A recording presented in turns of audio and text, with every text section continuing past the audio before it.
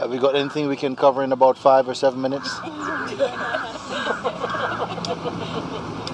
Yes, tell me who I am.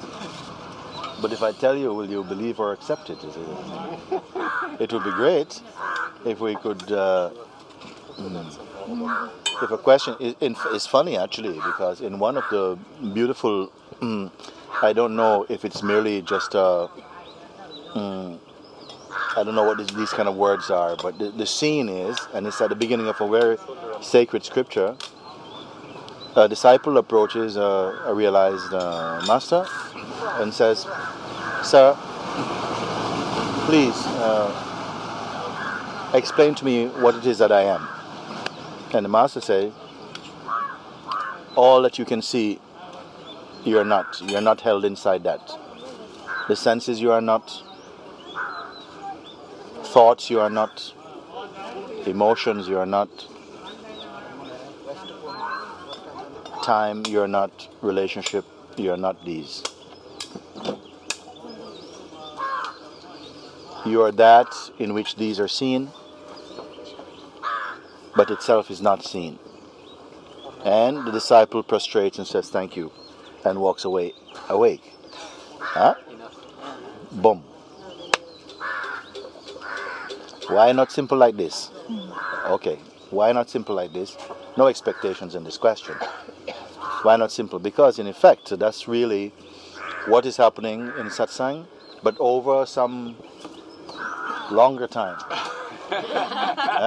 Effectively, that's what it says. It starts at the beginning of that. Who am I? And it is explained, first of all, what you are not. Meaning what you ordinarily will associate and take to be yourself. And having gone through all of that, dismissed all of that, that's not it. Because this comes and goes. But that within which this is seen, in which this appears, those appears, and disappears, but itself cannot be seen, that is yourself. And thank you. That was it. Yeah? Also in Bhagavad Gita, at the very beginning of Bhagavad Gita, Arjuna is talking to Lord Krishna. He explained the same thing. What is can never not be, and what is not can never be. Okay? The self cannot be harmed. It cannot be injured. It does not live or die in the way that we ordinarily are thinking, like this. But Arjuna could not embrace this. He could not assimilate this. So, as a result of not being able to assimilate that simple truth, the rest of the Bhagavad Gita came. Is it like this? And same thing, we are asking who we are, who am I? And it is explained. And people say sometimes, but if someone tells you, like in these lovely, almost theatrical conversations, you are the self. Yeah, so what? Is it? It cannot by itself, except in a mind that is so ready, so clear, that somehow it just needed a little poof, and it was enough. But for most, there's so much already that we are that seems to be in front of that. That seems to need sweeping and scrubbing, and seems to.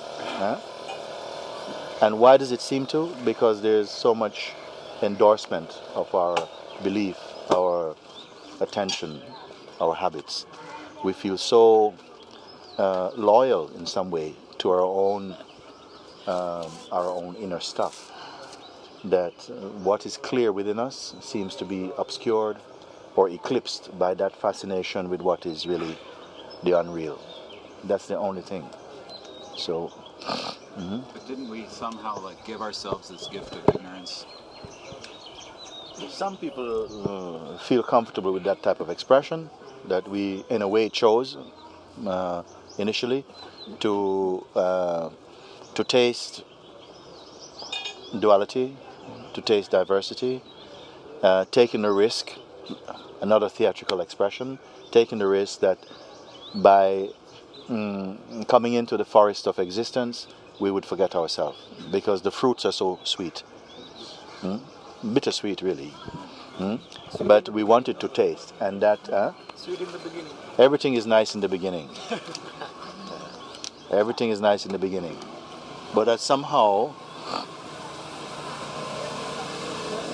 it's like when the unmanifest, in the earliest movement of the unmanifest towards manifestation, perhaps the first reaction was hesitation. Just hold on a second, because of the apparent cost of identifying. You see? Because it's only identification and not the world in itself. The world in itself is not a problem. It's not a problem, you know. It is just whatever it is. It is just whatever it is. It is the raw material of manifestation, but it is not the world that we are commonly sharing. Our world is our conditioning, desires, has herbs and spices on the basic raw material, and then you want to enjoy it, to flavor it for yourself and enjoy it in a particular way.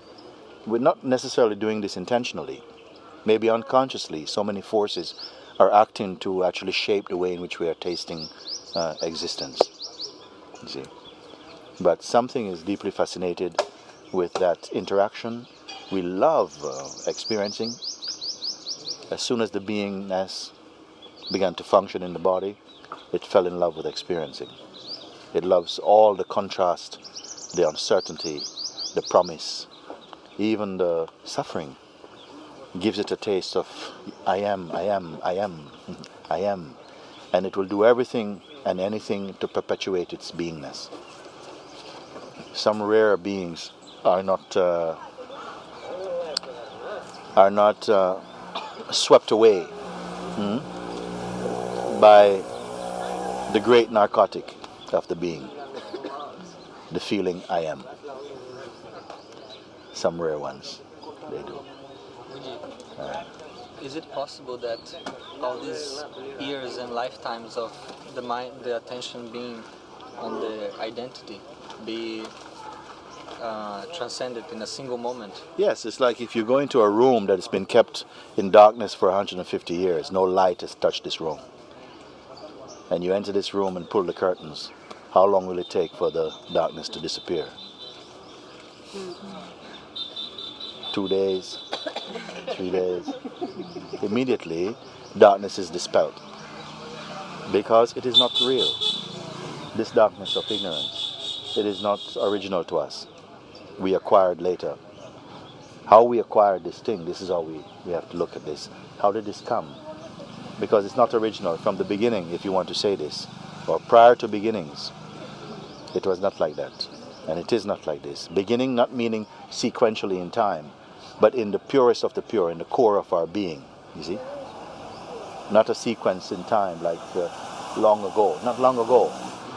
It just means the most intimate, closer than intimacy. How is it in here? In the essence of my being. That's what it means in the beginning or prior to the beginning. In here. What is it in here? Before we adopted other concepts, how are we? You see? So, something, maybe through satsang also, we have a glimpse, an intuitive glimpse, that there is something pure there. Because in many beings, they feel that if they are undressed, if the mask is removed, there's something impure. But it's not true. That itself is the impurity. Underneath and always, the core is pure. The core is pure. And where is the core? What we mean by core? Is it somewhere else? Is it hidden under something? It's not. All these are ideas. It's neither hidden nor revealed. It simply is. Everything is imagined on top of it. Everything is imagined on top of it. And even ideas of freedom and bondage, they're all imagined on top of it. If we include the understanding that even misunderstanding is part of the play of existence, ignorance is also play of existence. If that somehow drops inside the realized intellect, then everything is okay. Because you will not take it seriously. And that is what's happening. We're taking the mind so seriously. And this, I feel, is probably one of the strongest things is that we take it all so seriously. We really believe in your identity, which you acquired also, and also are continuously acquiring. It's not that you acquired it, you're acquiring, and it's being topped up. It's an ever-changing self-portrait. When we were 12, we had a sense of who we are. When you were 15, you have a sense of who you are, but it's different from when you were 12. When you're 18, perhaps it's changed enormously. When you're 20, 25, 30, some of you have not gone past this, you know, you felt convincingly, I am, you know, this is who I am, you know, this is who I am. You're not respecting me for who I am. We talk like this. When you're 12 also, listen, you know, I've got my own way, you know. Why are you telling me what to do? This is who I am, you know. But when you are 15, you have a different picture of who you are. But but this is who I am. Huh? And at any stage, you can look and you still had a conviction of who you are. And if you could roll the sheet out of who you are here, here, here, it's all different. Which one of those identities is real? So no identity is real. But along the way, at each point, you felt it to be real. And then that moved on and you felt another moment, how I'm feeling is what's real. But the data of it is not real. What is real is the one who watches this play. That one is not belonging, it's not held, it's not a captive of this play itself.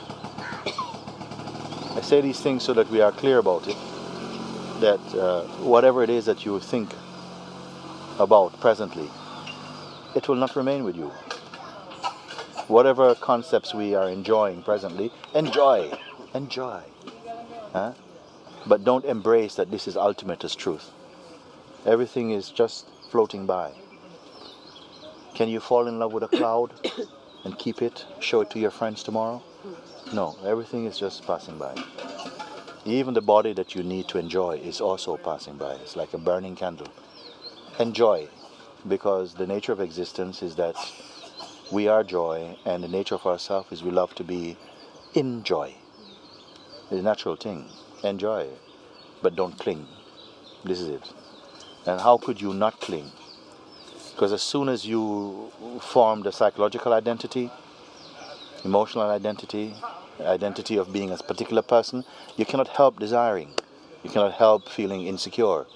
You cannot help feeling that there's more to do and there's more to grow, because you're in the realm of changefulness. So to advise someone who is in this state of identification, which is continuously changing, to be still, it's impossible, because the entire realm is changeful. So there must be something else, you know, that's able to watch that movement from a place of complete stillness. And to say, don't keep going to another part. Don't keep going to another part of the dream to wake up. It's all dream. Which part of the dream is more real than another part? The part that's most real, the most auspicious part of the dream is satsang. This is the alarm call of a dream. But also it is also dream. It's also dream. It's the reminding. And the reminding also have the smell of the truth. But you cannot be just reminding, remembering. Why you have to remember? Because you tend to forget. But what really is beyond remembering and forgetting. It simply is.